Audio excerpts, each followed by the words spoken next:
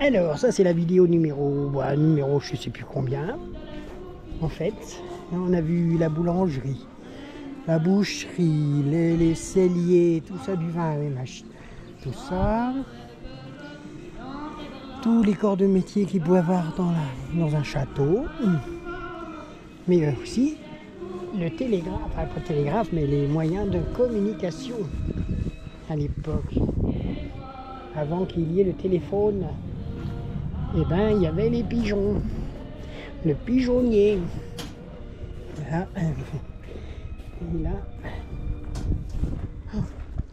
j'ai vu des Allemands qui arrivaient par ici. Oh. Je me tire à papy. Alors ici, les alliés, les pigeons. Voilà.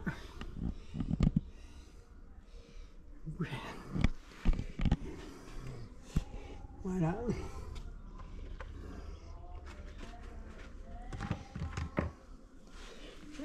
Un autre.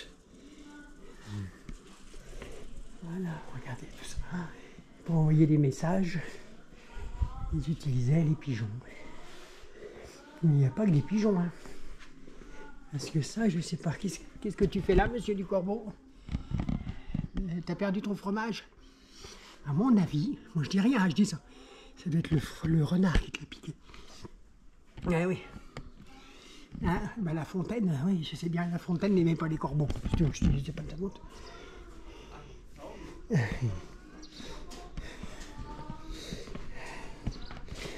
Alors, les amis, je crois qu'il y a l'armée allemande qui nous écrit qui veut. Bonjour. Bonjour. Là, le pigeon. Et par contre, il n'y a pas que des pigeons, les amis. Voilà. Pourquoi il y a un corbeau? C'est le corbeau qui a perdu son fromage et c'est foutu.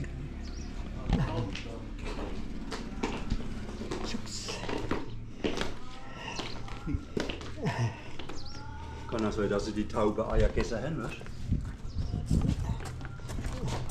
Je vous laisse monter. Dann hast du ja einen Hauch Dreck und einen Hauch Krach drin gehabt.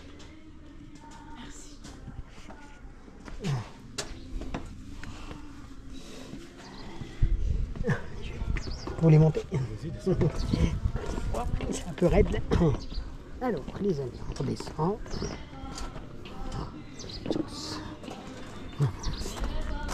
Et après, les moyens de communication. Ça fait drôle.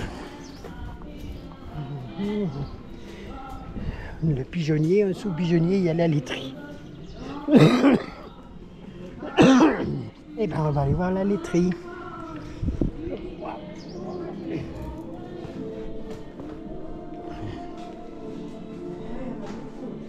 Voilà la laiterie. Il y a pas que des encore des. Voilà. Voilà les amis.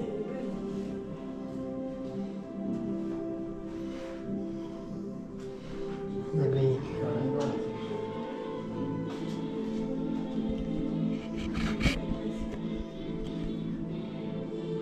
voilà, monsieur.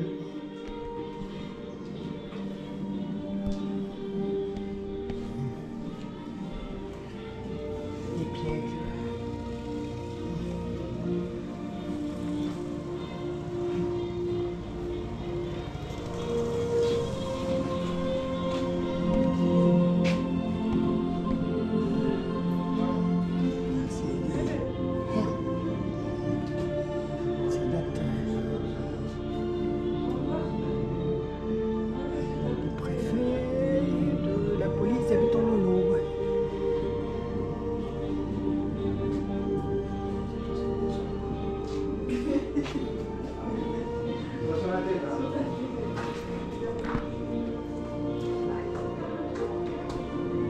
Et je ne sais pas pourquoi. Alors ici c'est...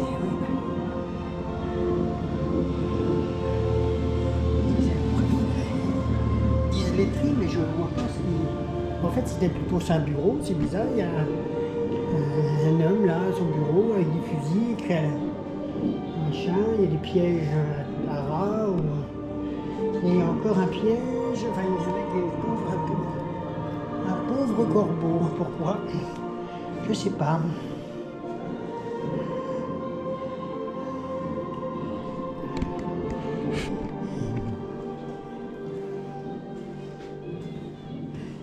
Ce château a appartenu au préfet, je ne sais plus comment il s'appelle, voilà, je retrouve le nom, je vous le mettrai dans un préfet de police de Maupas, ça doit être lui d'ailleurs.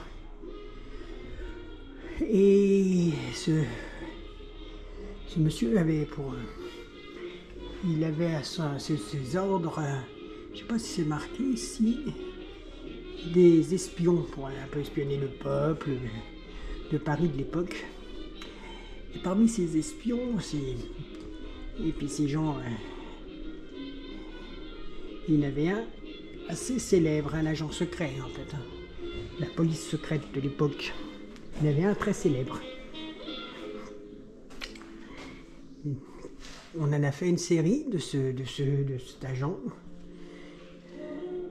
avec comment il s'appelait? Ah ben ça, j'ai plus le nom. Oh là là là. Claude Brasseur.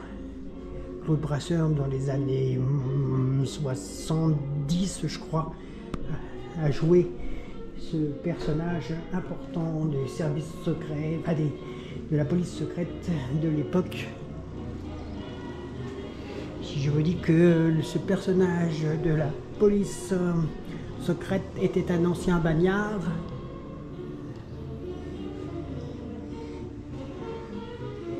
voilà, non, ça ne vous dit rien.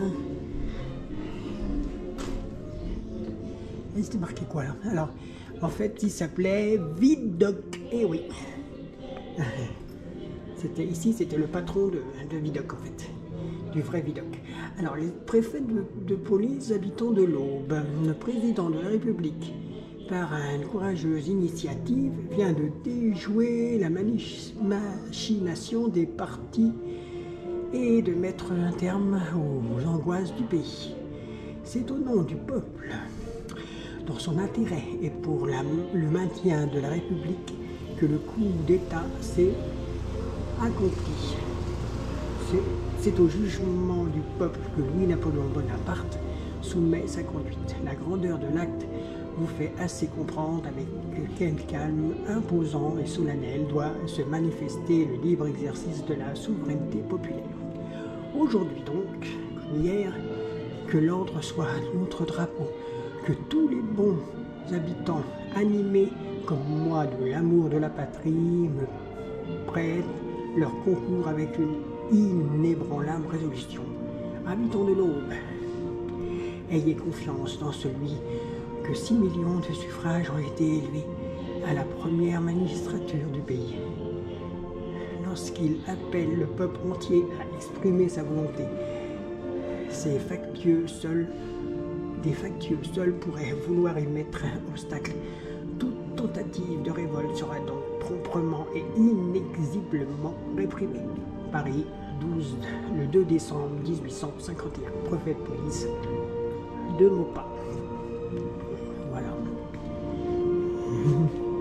Voilà, c'était. Ce lieu s'appelle la laiterie, mais bon.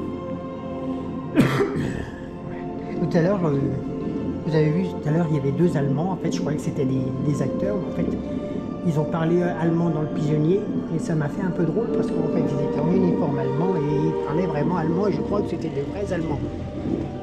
Ça me fait drôle parce que moi, j'ai pas connu ça, bien sûr, mais j'ai dans ma famille des gens qui ont connu ça et des gens qui ont eu des problèmes avec quelques Allemands. Donc les Allemands, en fait, pour vous dire la vérité, je les aime pas tellement. Voilà. Voilà, mais bon. On m'a dit un jour, les Allemands n'étaient pas tous méchants, mais bon. Mais bon. Ah. Voyons, voilà. Voilà, bon, ben, je crois qu'on en a vraiment fait le tour ce coup-ci. Voilà. Là, il y a un marronnier magnifique. Et c'est sur ce marronnier que je vais vous laisser. Alors, je vais vous montrer encore une dernière fois la voiture. Voiture allemande.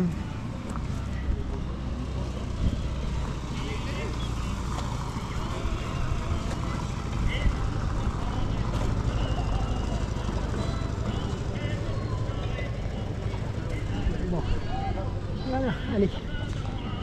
La photo du château, la dernière vidéo du château, je vous laisse.